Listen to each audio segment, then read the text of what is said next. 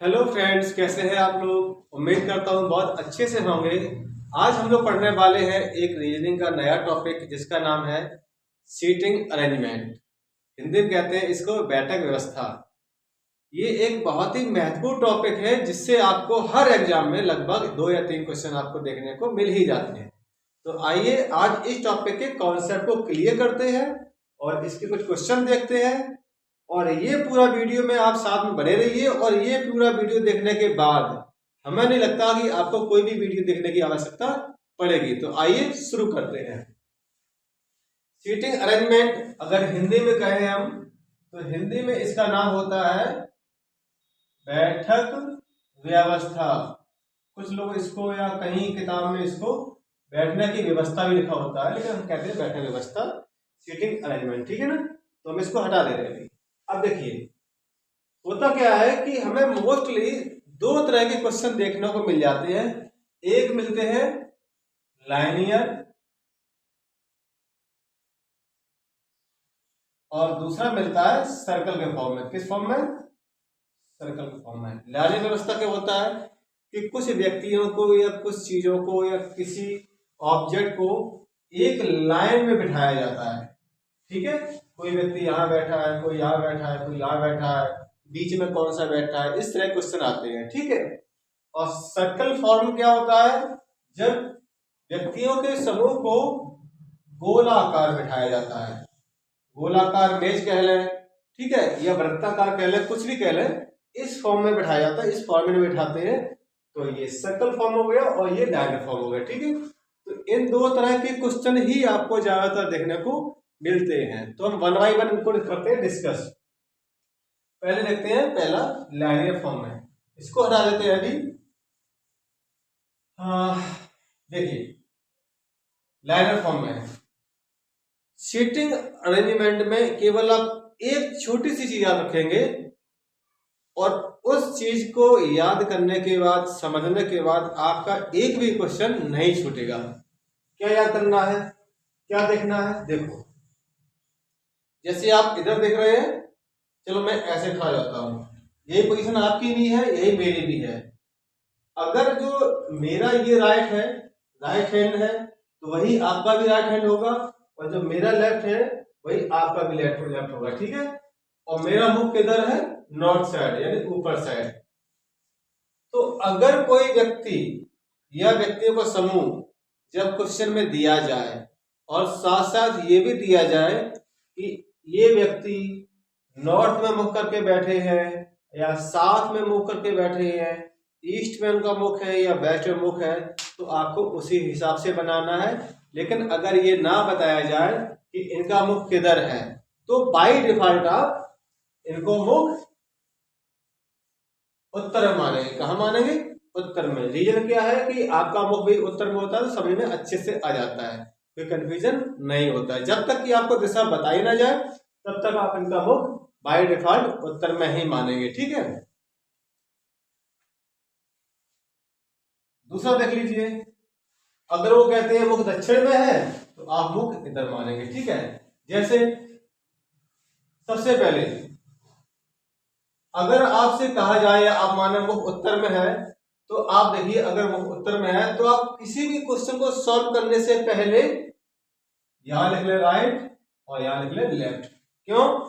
क्योंकि जितने भी इधर मुख होगा तो आपका दाहिना हाथ या राइट हैंड इस साइड होगा और आपका लेफ्ट हैंड इस साइड होगा। बस इतना पता करना है, बाकी क्वेश्चन डिपेंड करता है। ठीक है, अब सर्कल फॉर्म में आते हैं।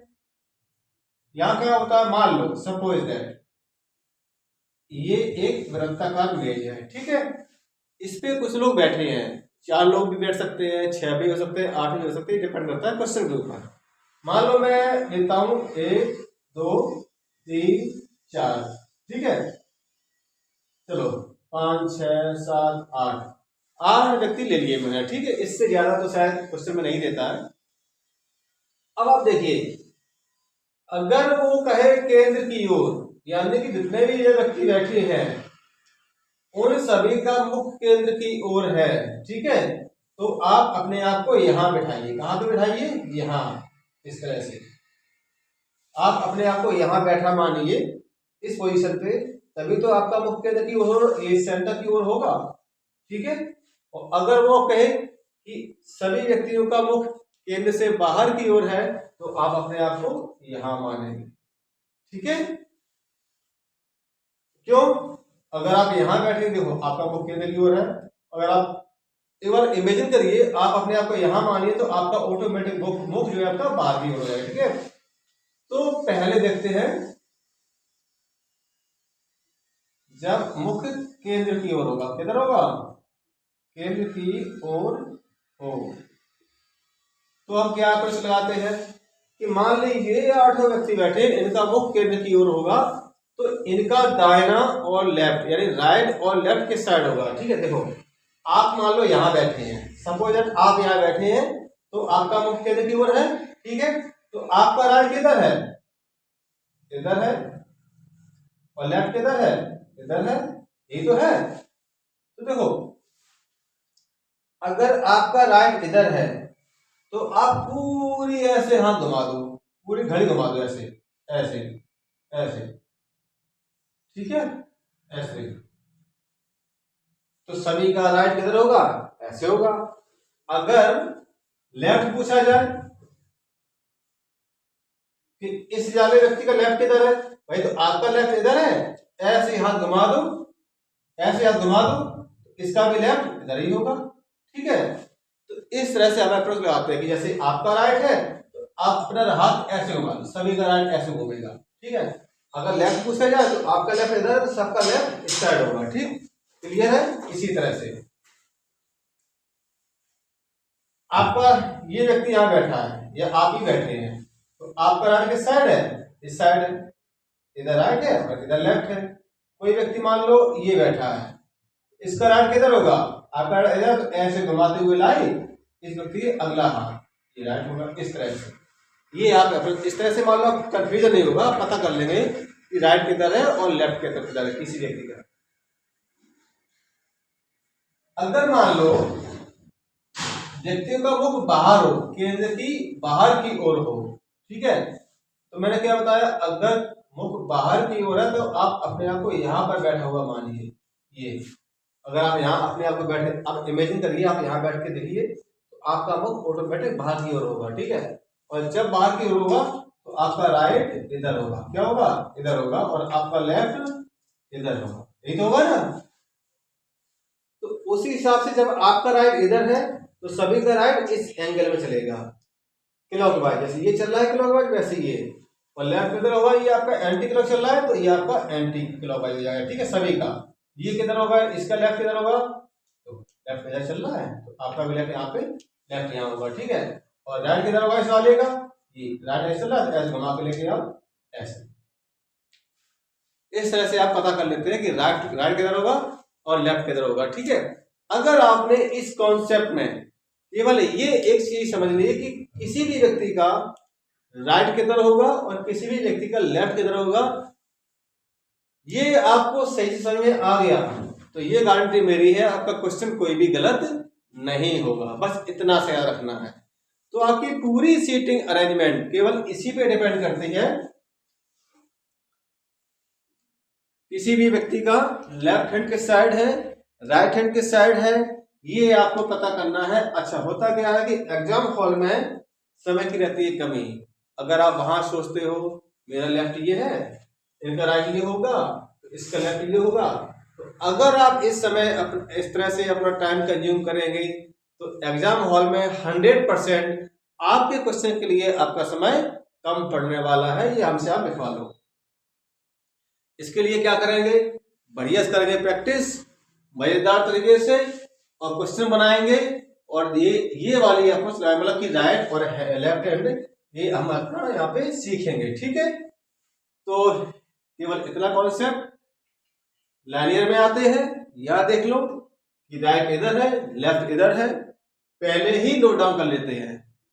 अगर इनका मुख बैठे हुए व्यक्तियों को, मान लीजिए व्यक्ति बैठे यहाँ पे,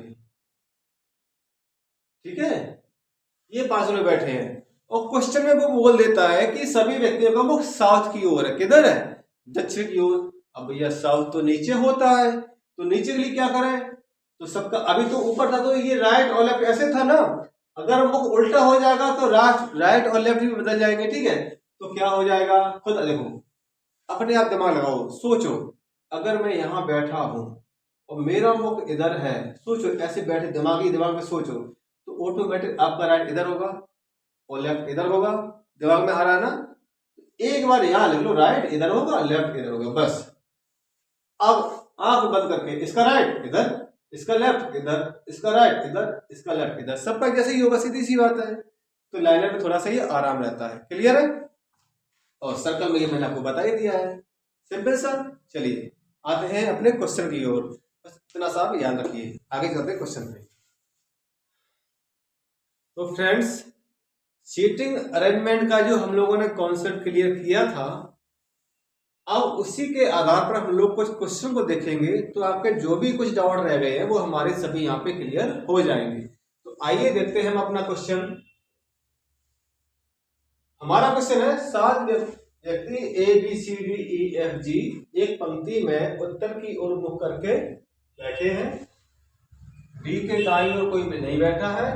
डी और एफ के बीच केवल 3 व्यक्ति बैठे हैं। एफ और ए के बीच केवल 2 व्यक्ति बैठे हैं। जी बी के बाईं ओर तीसरे स्थान पर बैठा है। सी बी के ठीक दाईं ओर बैठा है। ये हमारा डाटा है, ठीक है। और पूछा क्या गया है, ई के दाईं ओर कितने व्यक्ति बैठे हैं, ठीक है।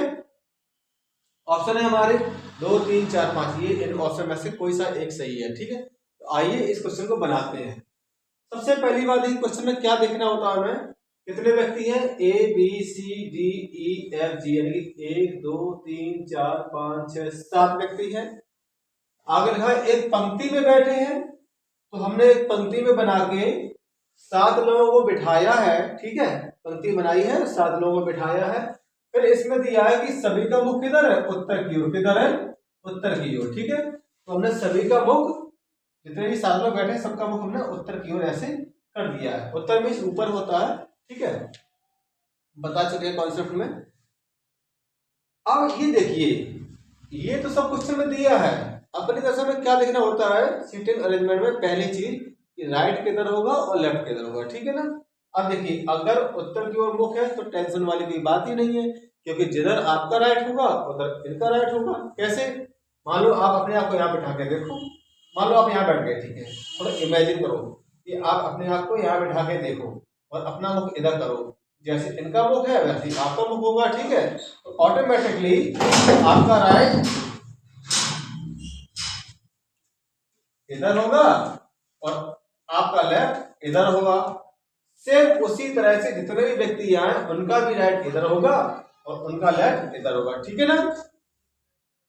चलिए आइए अब थोड़ा डाटा पढ़ते हैं कि डाटा में क्या कहना है।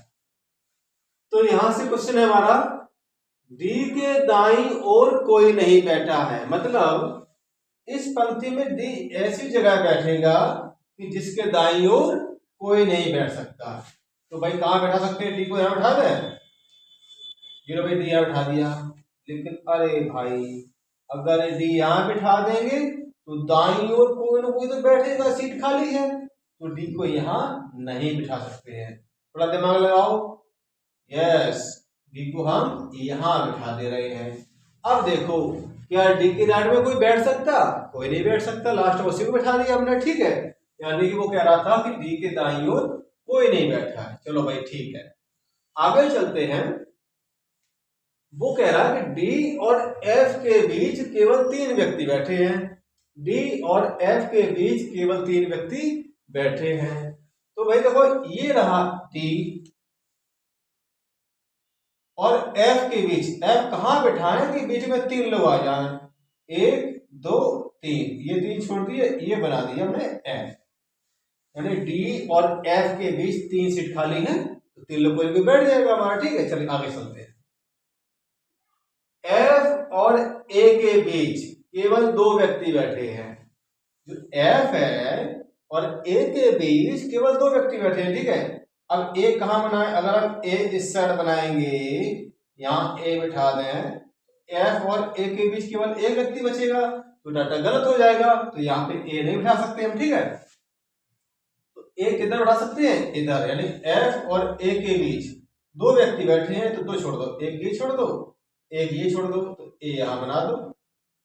अब देखो एफ और ए के बीच दो लोग बैठ सकते हैं। क्लियर है? चलो आगे चलते हैं।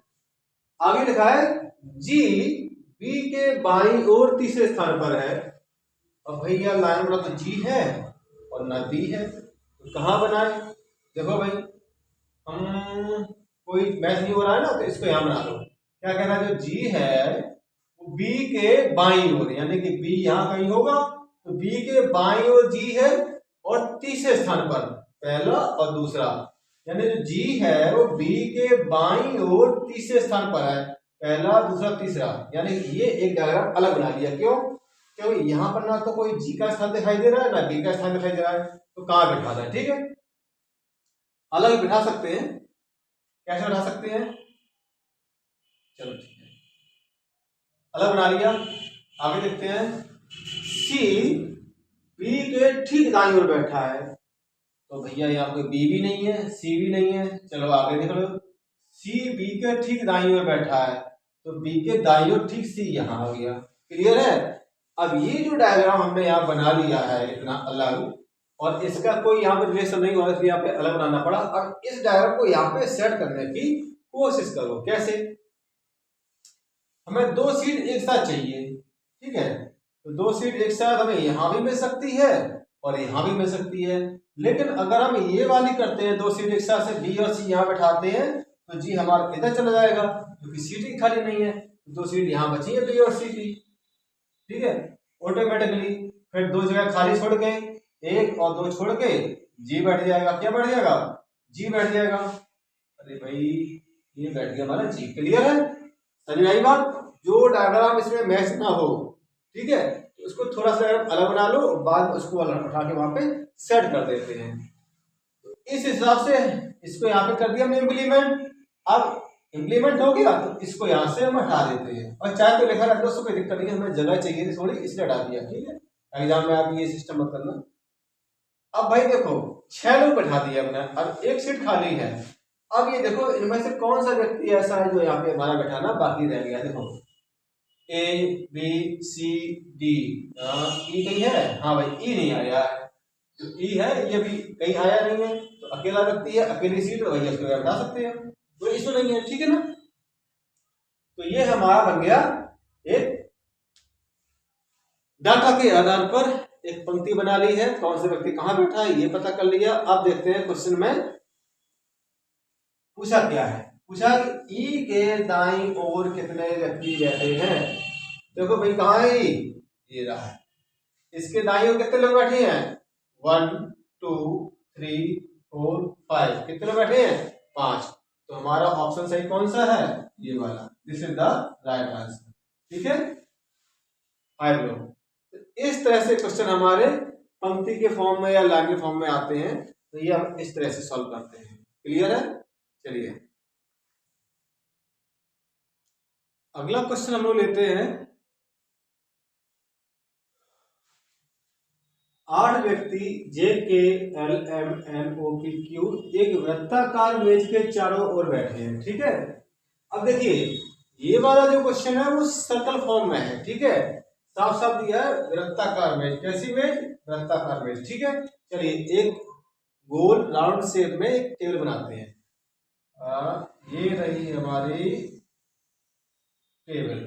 ठीक है, ठीक, चलिए अब कितने लोग हैं? 1 2 3 4 5 6 7 8। ठीक है, 8 लोग हैं।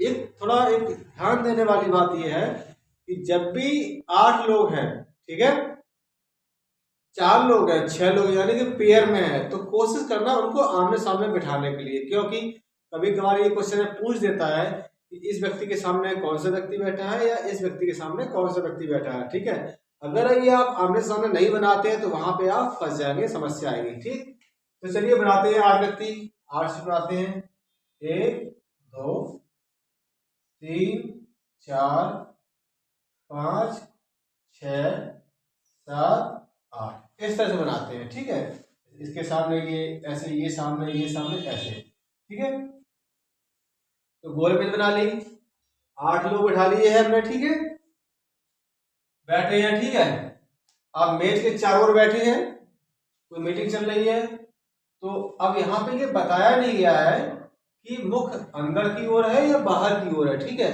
जब तक आपको स्पेशली कहा ना जाए कि राउंड टेबल में बैठे हैं और सबका मुख बाहर की ओर है, तब तक आप उनको हमेशा अंदर की ओर, सेंटर की ओर हमेशा एज्यूम करेंगे, ठीक है।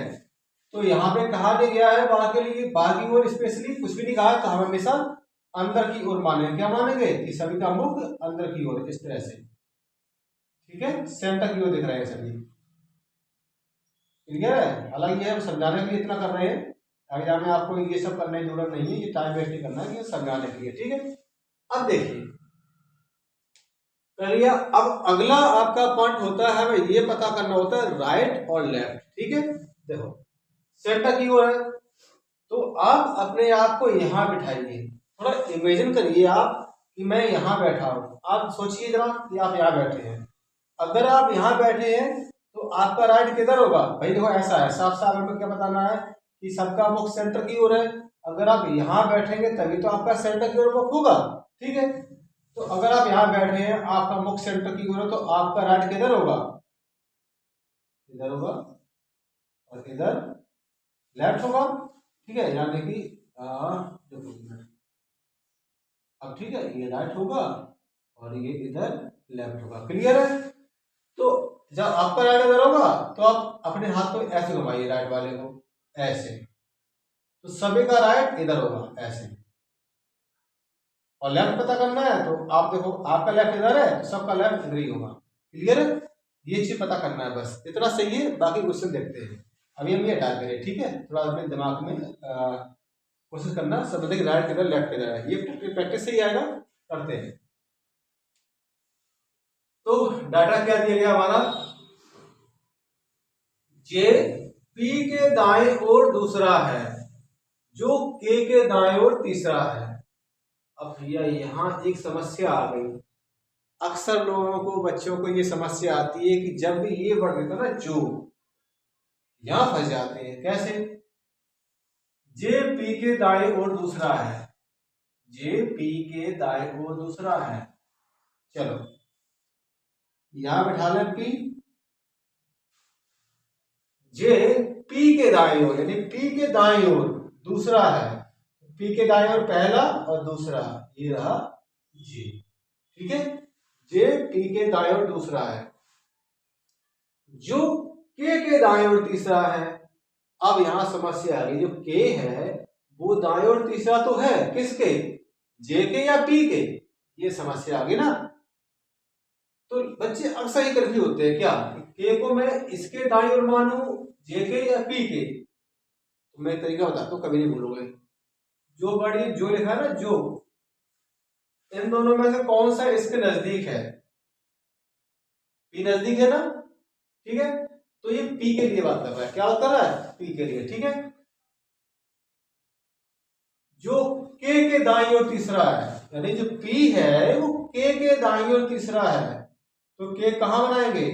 यहां बनाएंगे। देखो जो पी है वो के दाईं ओर, के दाईं ओर पहला, दूसरा और तीसरा, ठीक है। जे पी के दाईं ओर दूसरा और जो के दाईं ओर तीसरा। क्लियर है? यहां से अगला पढ़ते हैं। एम ओ के बाएं ओर दूसरा है। अब देखो भाई, ना तो यहाँ एम है ना ओ है, ठीक है। चलो ठीक है, जो पी और जे के बीच बैठा है, अब जो लिखा है इसके पास में दोनों में से कौन सा है? ओ है। तो ओ क्या है? अभी इससे आगे देखते हैं। पी और जे के बीच में कौन बैठा है? ओ। तो पी और जे के बीच में कौन बैठा है? ओ। क्लियर है? तो ये तो मालूम पड़ेगा कि पी और जे के बीच में ओ बैठा है। अब पूरा सेंटेंस पढ़ते हैं। एम ओ के बाईं ओर दूसरा है, तो ओ के बाईं ओर, बाया इधर होगा ना, ठीक है। अपने आप बैठा लो। ओ के बाईं ओर दूसरा है, क्या है? एम। ओ के बाईं ओर दूसरा है, एम है वो ओ के बाईं ओर दूसरा है। क्लियर है? और जो पी और जे के बीच में बैठा है, ये क्लियर हो ही गया। आगे पढ़ते हैं। एल, जो एल है ये कॉमा लगा, ध्यान देना।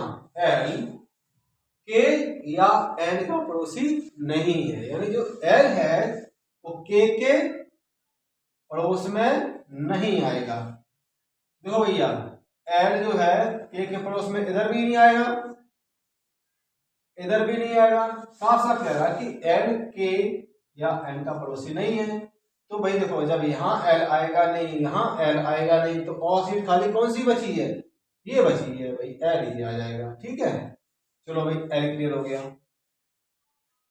हाँ अब कौन कौन से क्वेश्चन बच गए हैं देखो, जे के एल एम एन बच गया,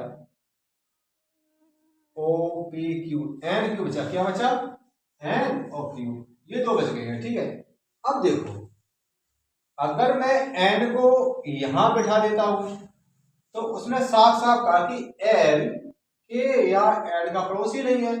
अगर मैं एन यहां बना दिया तो एल पड़ोसी हो जाएगा, यानी कि ये एन यहां नहीं आएगा, कहां आएगा, यहां आएगा। और एक बचा क्या क्यू, तो क्यू यहां डाल दो। अब ये हमारा पूरा डाटा के हिसाब से पूरा डायग्राम सही हो गया। ठीक है,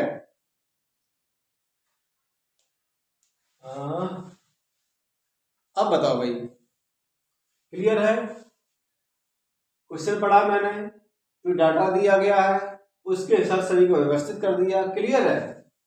तो ये